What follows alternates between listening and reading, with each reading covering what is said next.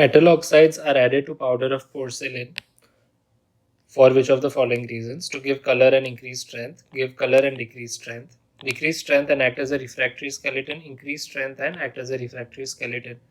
Now, if you know porcelain, you always understand the fact that it is a very brittle material and has poor strength. If you remember your UG days, methods of strengthening ceramic is important question. So you want to increase the strength of ceramic, therefore you will not include anything that is going to decrease the strength. Are you understanding? So these two options of decrease the strength are incorrect by default. That leaves us with give color and increase strength and refractory skeleton. Now if you understand the mode by which porcelain is compressed and fired, it needs a high temperature for sure, and it needs aesthetic property because of the color, because it is ceramic, right?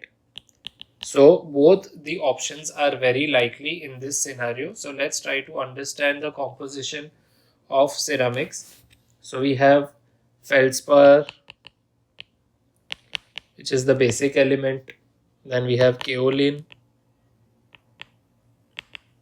which is a clay-like material, which is the binder. Okay.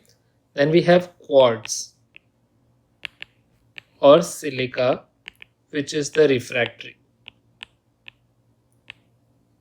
So the refractory skeleton function is of silica. The question is about metal oxides. Then comes the metal oxides. Now metal oxides are of various types. There are basic oxides, additional oxides, fluxes, pigments and opacifiers. Now why do we need to know about these? Because there is immense literature about the purpose of each of these. We will not go in detail about this. The basic oxides mainly are the glass forming elements.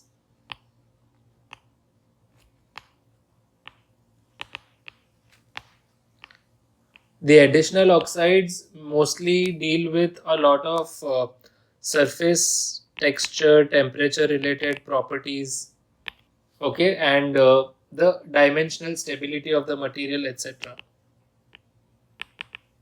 at the desired temperature. So if the temperature is too high, these additional oxides are going to regulate the dimension of the material. Fluxes are for maintaining the flow at high temperature.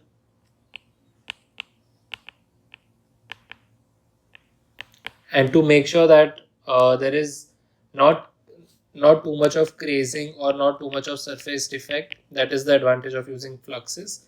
Pigments is to provide color, and opacifier is to provide the opacity. Okay, so these are the different components. I'm not going to read all of them. If you want, we can just go through. So silicon oxide, aluminum oxide, lithium, magnesium, zinc, strontium oxide, barium oxide, potash, sodium oxide, calcium oxide. Okay, so you can just go through cerium. So you can go through the list. It's given in Mahalakshmi as well. And then coming to another set of important questions here, the color imparted by each type of oxide. So iron oxide gives brown color, copper oxide gives green color. Okay, remember this. Titanium oxide gives yellowish brown color. Manganese dioxide gives black, purple, brownish color. Cobalt is blue. Zinc is for the opacity, and uranium and cerium oxide is for the fluorescence.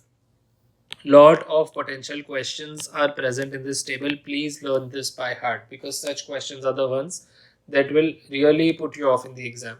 So these questions are important. Okay, this table is important. Coming back to the question, metal oxides are added to the powder for giving color and increasing strength. So the correct answer is option 1.